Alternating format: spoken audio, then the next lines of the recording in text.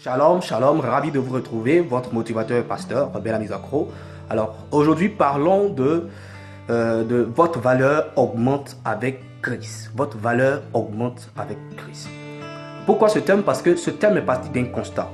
Alors, je suis parfois touché par le fait que bon nombre de chrétiens, lorsqu'ils étaient dans leur ancienne vie, sans Christ, étaient des personnes très souvent compétentes. Des personnes capables, des personnes qui étaient pleines de vie, qui avaient du goût pour la vie, des personnes qui avaient du style.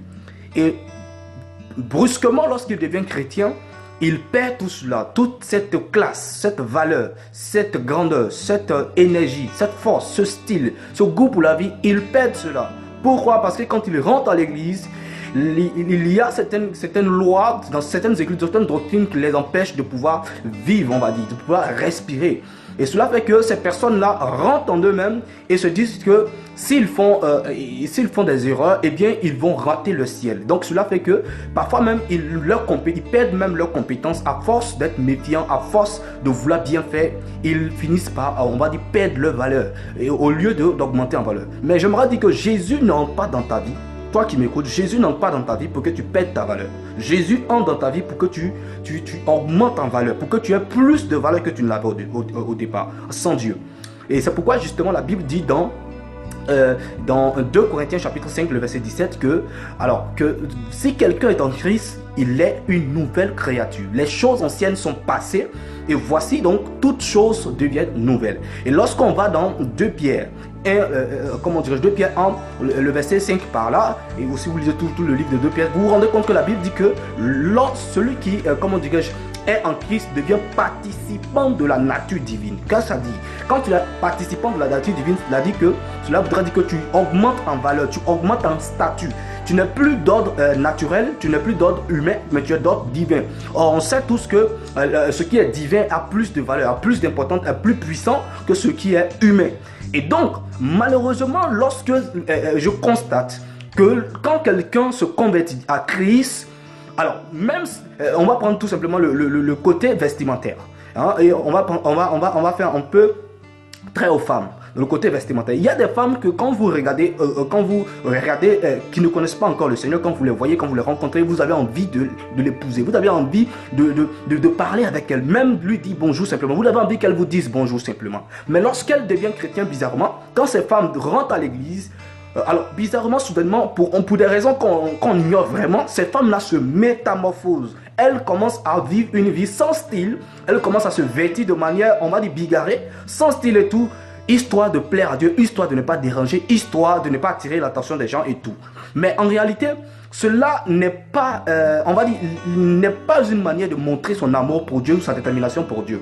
La meilleure manière de montrer sa détermination pour Dieu, c'est de faire des choses qui plaisent à Dieu et des choses qui sont correctes.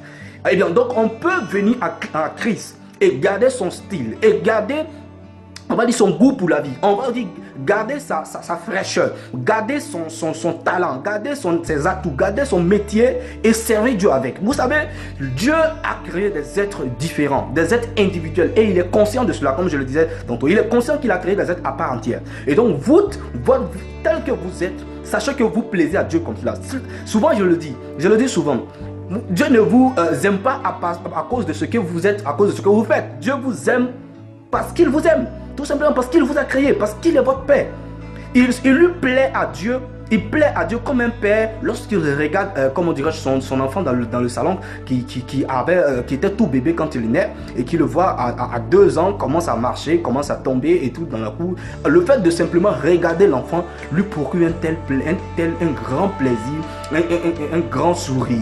Et de la même manière, vous savez-vous que Dieu, lorsque Dieu vous regarde tel que vous êtes, simplement à vous voir, indépendamment de vos actions que vous posez, vous faites, Dieu vous aime tel que vous êtes. Dieu vous aime juste en vous regardant, il est comblé d'amour. En vous regardant, il est heureux, il est épanoui parce qu'il vous a fait. Dieu vous aime parce que vous êtes son œuvre, vous êtes l'ouvrage de ses mains. Avec cette intelligence que vous avez, avec ce don que vous avez, avec ce talent que vous avez, Dieu vous aime tel que vous êtes. Et quand vous devenez chrétien, votre valeur augmente. Quand vous venez en Christ, votre valeur augmente. La maison de Dieu, n'est pas le lieu où on cesse de penser, où on cesse d'être classique. Non. La maison de Dieu est le lieu où on pense le plus. Voilà pourquoi Paul a été celui qui a écrit beaucoup plus de livres dans la Bible. Parce que Paul était un penseur. Et quand vous regardez l'histoire de tous ceux, des grands hommes chrétiens, de comment est-ce que l'évangile a touché les 4 continents, ça a été toujours des personnes qui sont ouvertes d'esprit, des personnes qui ne sont pas enfermées dans un esprit religieux, de religiosité. Je prends le cas de Paul par exemple. Lorsque dans la Bible dit qu'il y a eu une forte discussion entre les Juifs et entre les dirigeants de l'église à une certaine période de l'église, lorsque certains juifs, on va dire, demandaient à ceux qui n'étaient pas juifs, à des grecs et je ne sais quoi, des romains qui étaient devenus chrétiens, de se circoncis comme Abraham, comme Moïse l'avait prescrit, de se circoncis avant d'être acceptés comme de vrais chrétiens, de vrais enfants de Dieu. Ils devaient forcément se circoncire selon certains juifs. Mais il a fallu Paul, et non pas Pierre qui a marché même avec Jésus. Il a fallu Paul qui n'a pas marché avec Jésus, qui a juste rencontré Jésus sur le chemin pour dire que mais tiens, cette manière de penser n'est pas juste. Parce que Pierre, même à qui Jésus a dit sur toi je bâtirai ton église, Pierre avait rejoint ses disciples, ces juifs qui exigeaient que ceux qui n'étaient pas juifs puissent forcément se circoncis avant d'être accepté dans la famille de Dieu, avant d'être accepté en tant que quelqu'un de converti réellement. Mais en fait, ces personnes n'avaient pas compris. Ces personnes n'avaient pas compris que quand on devient chrétien, ce n'est plus l'ancien régime qui règne. L'ancien régime qui était, on va dire, administré par des lois. Et des lois qu'il fallait de coûte à coûte appliquer, sinon on ne plairait pas à Dieu. Sinon, on ne serait pas considéré comme des personnes converties, des personnes qui sont enfants de Dieu. La loi, la Bible dit, la loi a été faite. La loi est venue par Moïse pour montrer à l'homme ses faiblesses, ses incapacités, ses incompétences. Donc j'aimerais vous dire, peu importe ce que vous faites, peu importe ce que vous ferez, ne suffira pas pour que vous puissiez vous octroyer votre droit au salut. Non. Le salut est une pure grâce. Le salut est indépendant des actes que vous posez.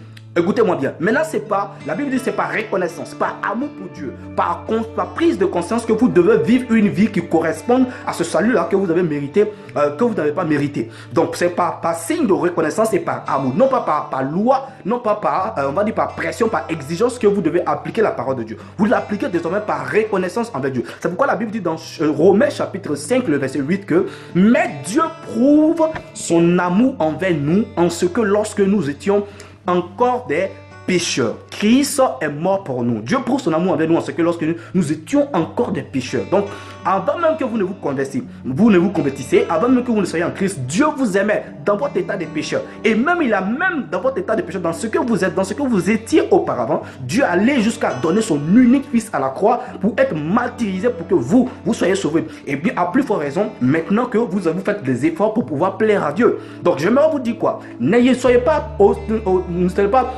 si méfiant au point de ne plus vivre, au point de ne plus, être ce que vous êtes, au point de ne plus donner du goût à votre vie, de ne plus avoir du goût pour la vie.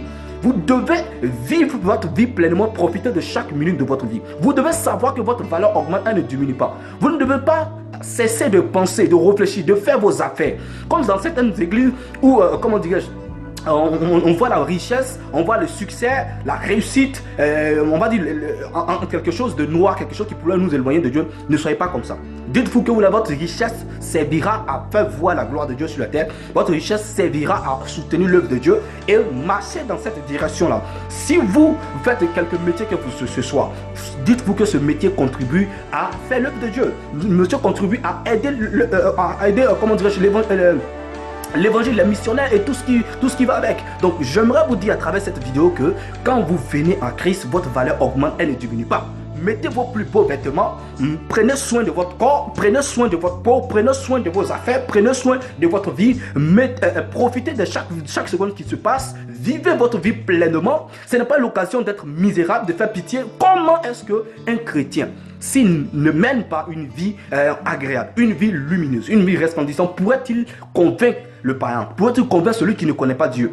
Vous voyez, la meilleure évangile, c'est celle qu'on exprime à travers notre vie que celle qu'on dit à travers de simples paroles, de simples discours éloquents. Non, c'est à travers les actions, c'est à travers nos œuvres, c'est à travers notre vie.